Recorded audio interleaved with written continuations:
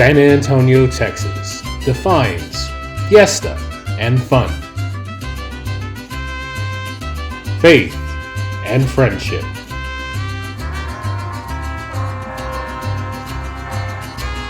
color y calor. The Spurs and sports, tacos y tortillas. Our fair city was laid out over 300 years ago on a lovely Spanish colonial settlement design. 3 plazas serve the 3 pillars of the colonial community: church, market, and military. The new settlement nestled cozy between our life-giving river and creek. 5 missions strung along the river like pearls, including the Alamo. Millions of people make pilgrimage to San Antonio to remember the Alamo.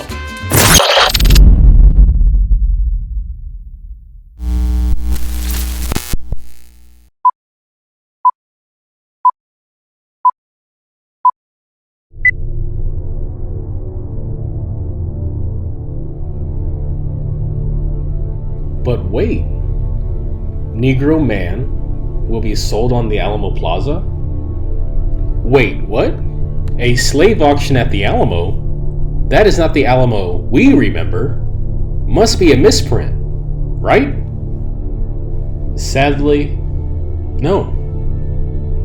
Vance and Brothers was also associated with the auctioneering of slaves at Alamo Plaza.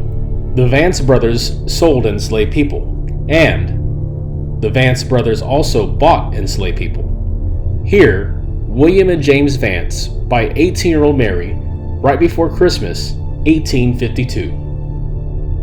Why during Christmas season? Slave sales spiked for Thanksgiving through Christmas and New Year because enslavers' debts needed to be settled by the end of the year.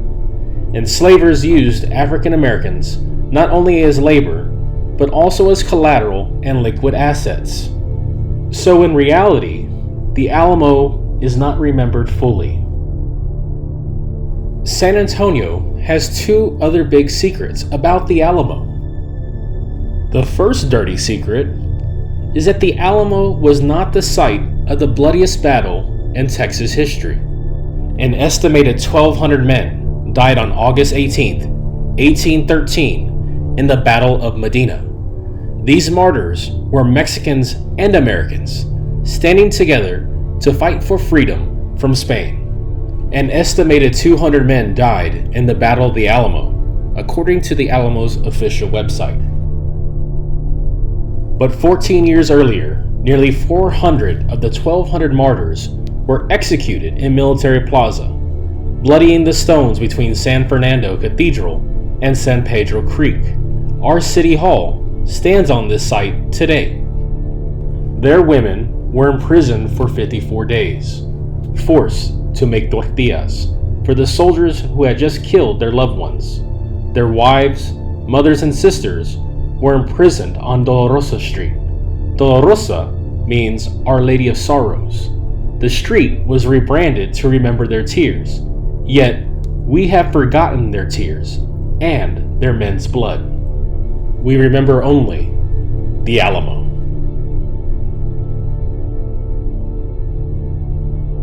The second secret of the Alamo is even bigger than the blood and tears of the Battle of Medina. The biggest secret is slavery. The Battle of the Alamo was a fight to defend slavery. After Mexico was kicked out of Texas, the new Texas Republic adopted the most pro-slavery constitution in world history. Hundreds of African Americans were enslaved in San Antonio. Most were women and children. So who enslaved black San Antonians? Nearly every famous San Antonian who lived here back in the 1850s and 60s, such as Callahan, Maverick, and Divine. 20 of the 23 mayors from 1838 to 1863 were actively buying and selling enslaved people. San Antonio mayors were not the only enslavers in town, but so also were San Antonio's aldermen, precursors to city council members. In this excerpt of mayors and aldermen, all those highlighted in yellow were actively buying and or selling slaves here in San Antonio. So, was slavery significant in San Antonio? The 1860 U.S. Census lists 1,400 enslaved San Antonians in a total population of just 13,000. That means slaves were 11% of San Antonio's entire population. The 2020 U.S. Census lists San Antonio's black population as 6.6%, far less, but modern African American San Antonio is certainly significant. One example, the MLK March.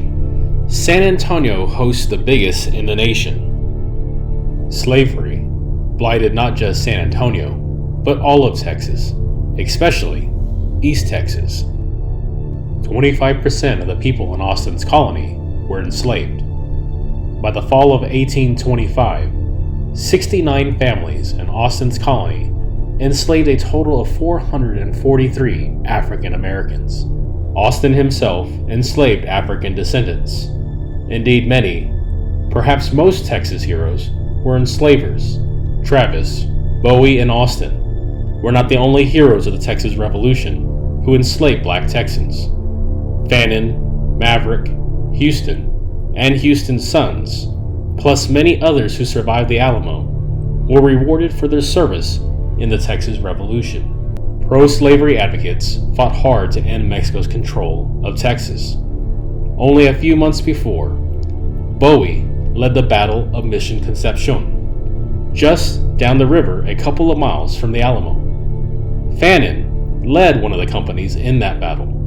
Only a few months before, he led rebels at Goliad.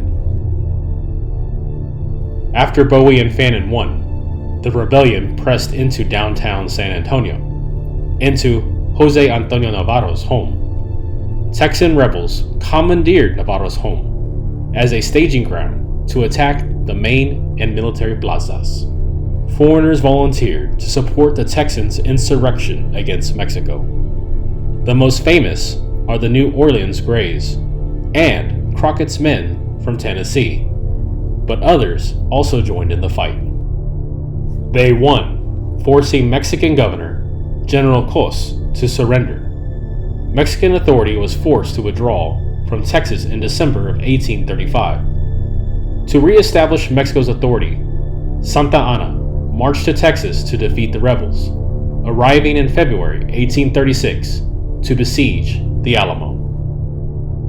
Santa Anna understood his mission in Texas as a defense of Mexico from a foreigner's land grab. Here is an excerpt from the letter Santa Anna wrote to Tejanos only 2 days after the Battle of the Alamo, as reprinted in the Telegraph on March 11, 1836. Plaques and monuments honor San Antonio's enslavers.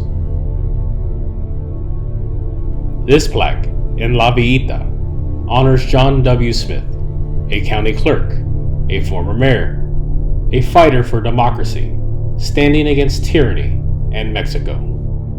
But what this plaque fails to mention is John W. Smith's status as an enslaver.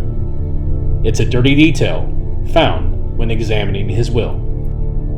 Many of our streets, parks, and schools are named after enslavers. For example, Callahan, Devine, Wurzbach, Herf, Gilbo, Ogden, W.W. White, Pyron, Sweet, Campman, and John James Park. Some of the most illustrious enslavers, like Samuel Maverick, have multiple namesakes on parks, streets, and buildings. Coker Street, church, cemetery, and elementary school are all named after John Jack Coker. In fact, the main runway at San Antonio Airport is on Coker's land grant, earned thanks to his service in the Battle of San Jacinto. He is credited with destroying the bridge by which Santa Anna's troops might have fled. The list continues. Beauregard in the King William District, Vance and Jackson, Bowen Island in the San Antonio River, Casiano Park, Seguin, Arcianiega, and Navarro. Wait, what? Hispanics enslaved black Texans? Yes, they did. Long before white Americans immigrated to Texas, Tejanos enslaved African Americans in San Antonio. In November of 2024, Casa Navarro invited Texas history students at St. Mary's University to research and clarify for the public the Navarros' role in the history of slavery in San Antonio and Texas. We committed the spring of 2024 term to our Black Navarro project. The result is a highlight of our larger Black in the Barrio project launched 3 years ago. Ironically, it was Jose Antonio Navarro who classified Tejanos as white and made it stick despite fierce Texan opposition. In 1845, Navarro was the sole Tejano representative when the Constitutional Convention set to defining race for the newly annexed state of Texas. Navarro's view that Mexicans were white prevailed. The racial duality of white versus black and Indian omitted any separate designation for Tejanos. In the mid-1700s, when Navarro patriarch Angel Navarro immigrated to Bear, the Navarros have been leaders among Texans of Mexican origin. San Antonio and Texas honor the Navarros, particularly Jose Antonio Navarro, for their many contributions. Streets and schools are named after the Navarros. Atascosa County was formed from much of Jose Antonio's land holdings. Navarro County is named after the Navarros. History textbooks and historical sites pay tribute to their leadership. The most illustrious Navarro is Jose Antonio Navarro, son of the patriarch Angel Navarro. Texas has honored Jose Antonio Navarro with numerous monuments. His children were also upstanding citizens and very influential. His son, Angel, was commissioned by Governor Sam Houston to resolve the border conflict known as the Cortina Wars. Jose Antonio Navarro's siblings were also illustrious. His elder brother, Angel Navarro, served as alcalde of San Antonio in the two most difficult moments in its history, the Battle of Medina and the Siege of Bejar. San Antonio had only 22 or fewer slaves listed in the 1790 census out of a total of 1,033 residents. Angel Navarro was one of the few enslavers, but he was not the largest enslaver. Both during the colonial period and during the post-Mexican abolition period of reimposed slavery from 1836 to 1865, the Navarro family always honored the legal rights of enslaved people during the colonial period. For example, the day that Jose Antonio Navarro was born, a newborn girl enslaved by Angel Navarro was baptized in San Fernando Church. Margarita, Jose Antonio's wife, continued to baptize the Navarro's enslaved children as late as 1856 and stand as their godmother. Jose Antonio Navarro as loophole negotiator. Article 13 of the new Constitution of the state of Coahuila and Texas declared that as soon as the Constitution was declared in the capital of each district, no one shall be born a slave in that state, and after 6 months the introduction of slaves under any pretext shall not be permitted. Austin's colony pressed for a loophole to dodge Mexico's abolition policies. In March of 1828, the new Ayuntamiento Town Council of San Felipe de Austin drafted a workaround to enable Texas residents or immigrants to import servants or hirelings.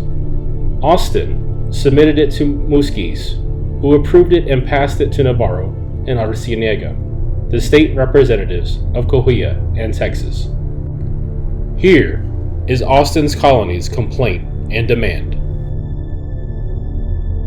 The legislation called Law of Contracts, introduced by Navarro, allowed all contracts arranged prior to immigration to Texas to be considered legal. It was not Navarro's initiative. Moreover, Jose Antonio Navarro did not sign it. His fellow San Antonian and representative of Coahuila y Tejas, Miguel Arcienega, did sign. For enslavers, it became a simple ruse. A notary public draws up a contract vouching that the enslaved person is free but indebted for transportation to Coahuila and Texas, the benefits conferred upon them by the state's laws, and living expenses, food, lodging, clothing, medical care, etc. Here is a sample indentured contract and rationale for charges. Emphasize two odd debts: 1. Transportation, and 2. The benefits and privileges to which the servant is entitled by the Constitution and laws of Coahuila and Texas. Wages were so low or non-existent that servant's debt persisted for life. Moreover, a servant's contract could be sold to another master, thereby transferring ownership of that servant's debt and labor obligations. Our research suggests that the Navarro's intentions were honorable. He was not just sabotaging Mexico's abolition decrees. Indentured servitude apparently satisfied him as a strategy for weaning enslavers from slavery. Angel, the Navarro patriarch, was reputedly indentured. Jose Antonio Navarro had at least one black servant, Mirella, during this time period, and she did go free. She surfaces in a record attesting that in 1834, Navarro hired Mirella out for 6 months to John W. Smith for a total of 24 pesos, 1 peso per week. Prior to the Law of Contracts in 1828, Jose Antonio Navarro also apparently had another servant named Jose Roque Charles in 1822. Navarro also grew up in a household and community in which servants, slaves, orphans, and other folks all shared the same household. Mexico immediately pushed back against Texans who abused the law of contracts as a ruse to enslave black Texans. In 1829, President Vicente Guerrero celebrated Mexican Independence Day by freeing all slaves in Mexico, especially those suffering in Texas. As a mulatto himself and a hero of the War of Independence, Guerrero decreed categorically in Article 1, slavery is abolished in the Republic. He affirmed in the decree that abolition benefited Mexico and restored to a downtrodden part of the inhabitants their sacred rights bestowed to them by nature. Article 3 exhorts Mexican authorities in the border regions, especially Texas, to supervise the admission of new colonists, to ensure conformity with legal contracts, and to enforce conformity with pre-existing contracts. Mexico's policy goal was to ensure that all laborers working for colonists were free, not enslaved. They must be serving by their own consent under legal contract, and Mexico's local authorities were to ensure that the terms of labor contracts were duly honored. And it worked. Slavery virtually disappeared in San Antonio. Freedom seekers were defended. In fact, Tejanos in San Antonio gained such a reputation as defenders of freedom that blacks suffering slavery in Louisiana and East Texas ran away to San Antonio. Tejanos and Mexican authorities protected them from slave catcher raids. They lived free and worked for wages. As this news article affirms, the greasers of San Antonio offered freedom seekers aid and comfort. In 1833, slave catchers illegally raided into San Antonio in pursuit of 5 freedom seekers. Tejanos were outraged and defended the former enslaved people. The Mexican military pursued and imprisoned the would-be kidnappers. This raid was led by Harry S. Brown, famous Texas Ranger, after whom Brown County is named. Jim Bowie protected these slave catchers from Mexican authorities in San Antonio. Anglo pro-slavery settlers stepped up their fight for slavery against Mexico's abolition. Tejano Sanctuary and Mexican military enforcement of abolition were the last straws for pro-slavery champions. Pro-slavery settlers had already sent Stephen F. Austin all the way to Mexico City to petition for an exemption for Texas. Austin had tried for a year, but Mexico refused. Austin started heading home, warning Texans that it would have to be war. Mexicans intercepted the message and imprisoned Austin for treason for over a year. But wait, why do we not remember that? Austin championed slavery. Austin suffered imprisonment in Mexico in defense of slavery, and it was the Mexicans who championed freedom. When Austin's diplomatic mission to negotiate an exemption for Texas failed, pro-slavery Texans asked their state representatives, Navarro and Arciniega, to pass a bill as a workaround. When that proved too much of a damper on American immigration, East Texans started the Texas Insurrection. First, in the Anahuac disturbances, in protest of Mexico's sanctuary policy for runaway slaves that Mexican official Bradburn enforced. Then, in Gonzales' "Come and Take It," refusal to return the cannon that they had begged Mexico to lend them so that they could defend themselves from hostile Indians. Finally, by fall of 1835, the conflict pressed into San Antonio, the capital of Mexican Texas and its biggest town. This is the battle that Bowie fought with Fannin in October of 1835 from his lodgings at Mission Concepcion, and they won. Texan rebels lost the battle at the Alamo, but they won the Battle of San Jacinto. The first thing the new self-proclaimed Republic of Texas did was to pass the most pro-slavery and anti-black constitution of any republic in world history. These two excerpts from the Constitution of the Republic of Texas condemned enslaved people to perpetual bondage and exclude free black Texans from citizenship and residency in Texas. Here is the transcription. All persons of color who were slaves for life previous to their immigration to Texas and who are now held in bondage shall remain in the like state of servitude. No free person of African descent, either in whole or in part, shall be permitted to reside permanently in the Republic.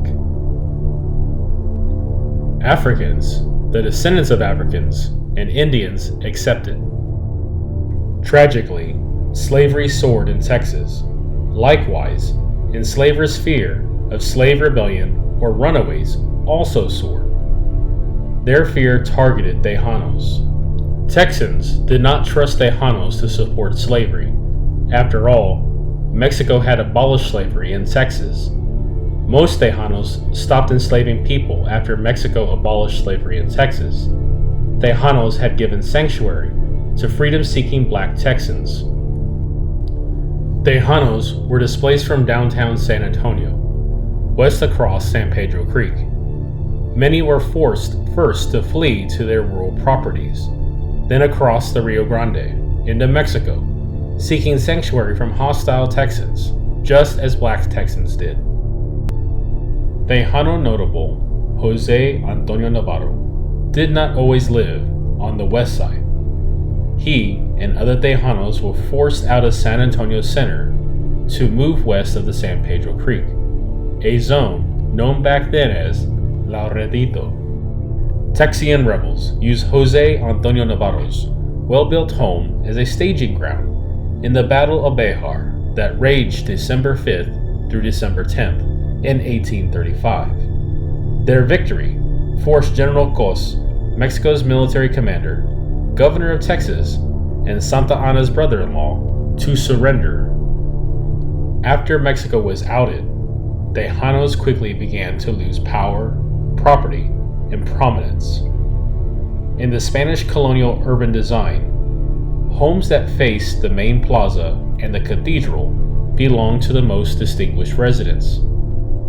Navarro's home faced San Fernando Cathedral, the earliest cathedral built in present-day United States.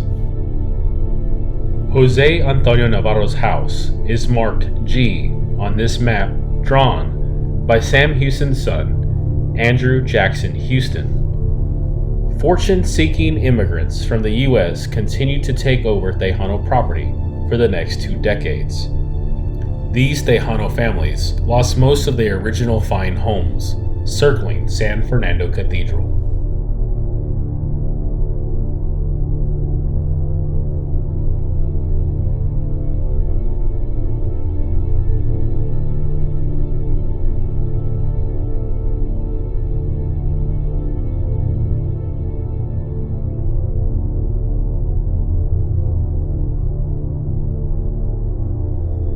What happened?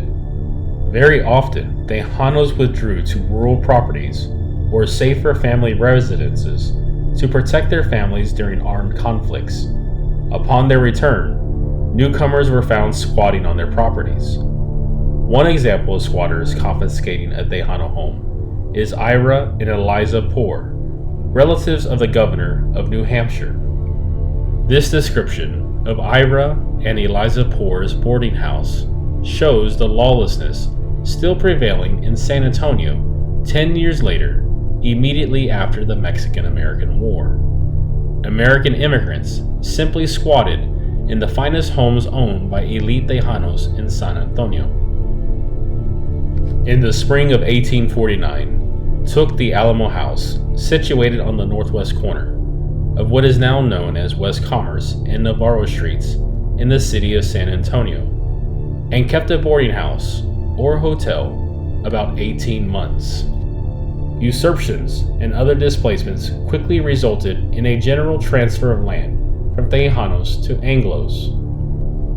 In this excerpt from Bexar County Tax Record of 1851, the new landowners have English names and rank among elected officials.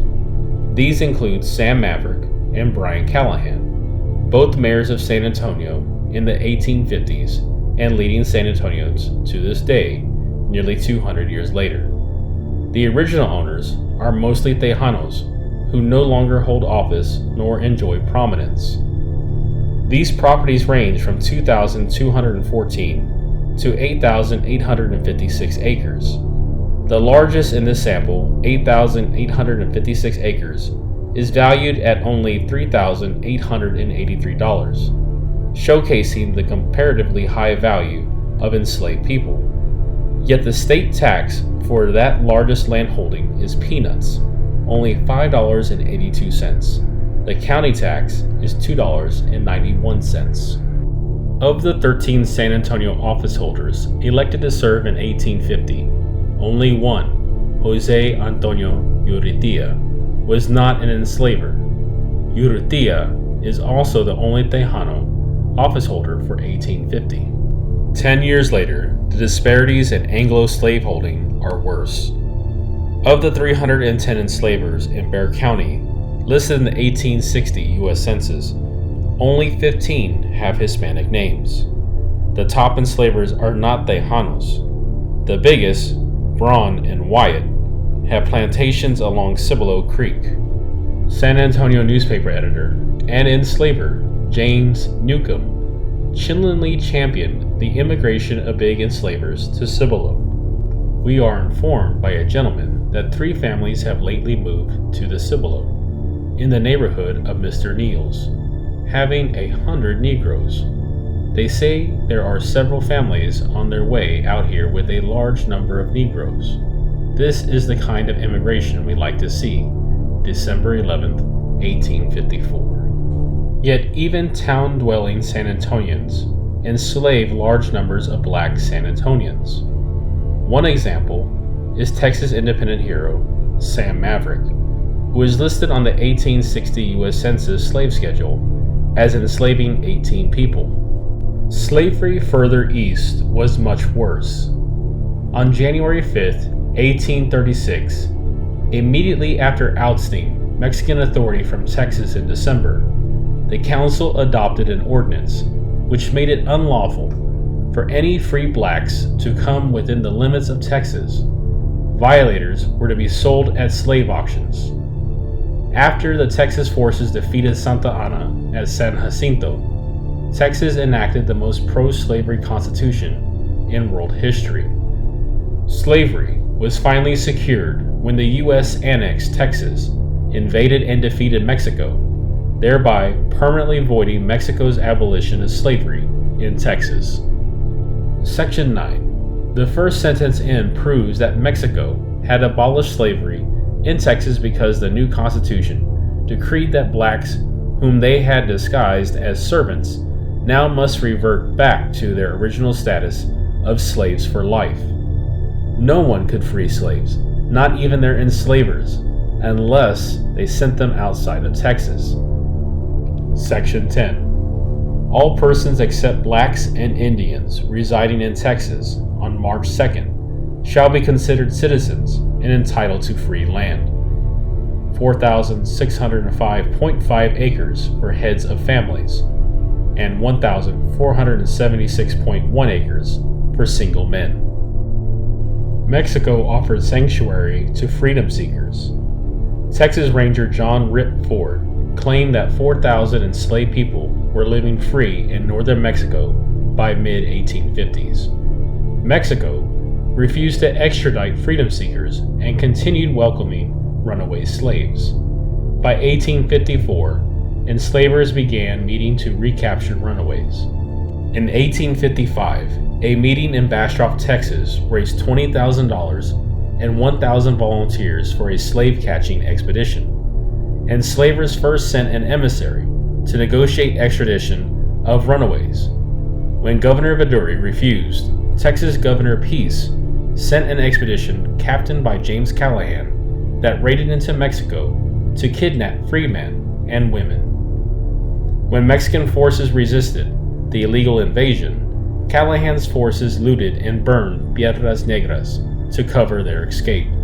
The U.S. government would later have to pay Mexico for those damages.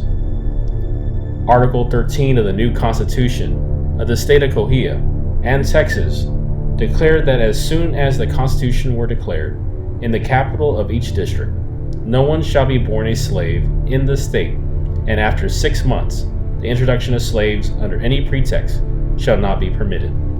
Slavery had nearly ended in Texas after President Guerrero's abolition decree.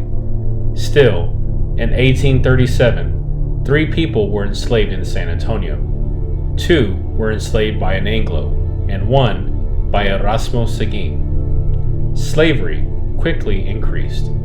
The total enslaved population jumped tenfold in the first 4 years after the Battle of the Alamo. However, slavery suffered a setback in the early 1840s when the Mexican military defeated the Texas expeditions invading New Mexico and Mirror. Mexico also staged 3 brief takeovers of San Antonio, imprisoning prominent San Antonians. U.S. annexation in 1845 boosted enslavers' confidence. By 1848, the U.S. bloody war against Mexico secured slavery in Texas. During the 1850s, slavery skyrocketed.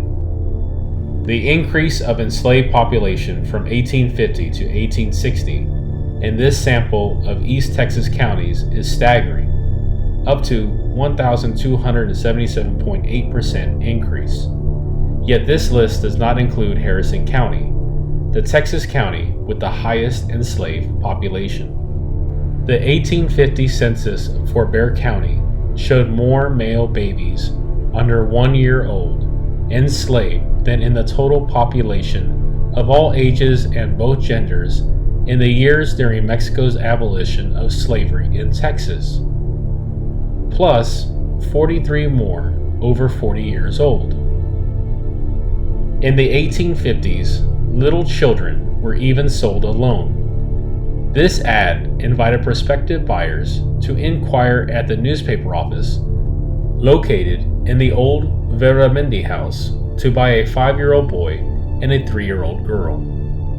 Texans are not taught that Mexico successfully abolished slavery in Texas from 1829 through 1836, nor that Mexico offered sanctuary and property to self-liberating enslaved people. After 1848, black Texans lost Mexico's protection in Texas, but Mexico still protected black Texans south of the Rio Grande. At great risk, freedom seekers ran away to Mexico throughout the 1850s and early 60s.